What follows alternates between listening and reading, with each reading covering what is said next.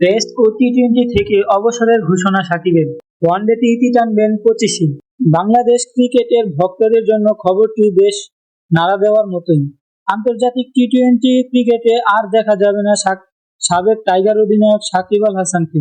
বিশ্বসেরা এই অলরাউন্ডার জানালেন, টি-টোয়েন্টিতে ইতিমধ্যে তিনি তার শেষ আন্তর্জাতিক ম্যাচ খেলে ফেলেছেন।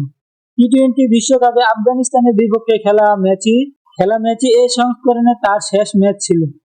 সাদা পোশাকে ইতি টানছেন বিশ্বসেরা এই অলরাউন্ডার। দেশের রাজনৈতিক প্রেক্ষাপট পরিবর্তন হওয়ায় নিরাপত্তার নিশ্চয়তা পেলে ঢাকায় ফিরবেন তিনি।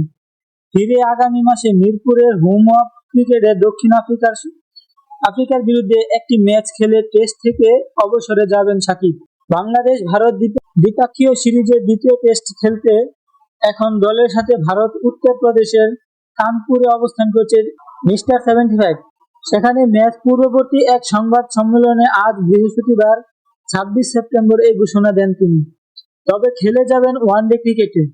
আগামী বছরের ফেব্রুয়ারিতে পাকিস্তানে অনুষ্ঠিত হতে যাওয়া চ্যাম্পিয়ন্স ট্রফির পর একদিনের ক্রিকেটকেও বিদায় বলবেন সাকিব।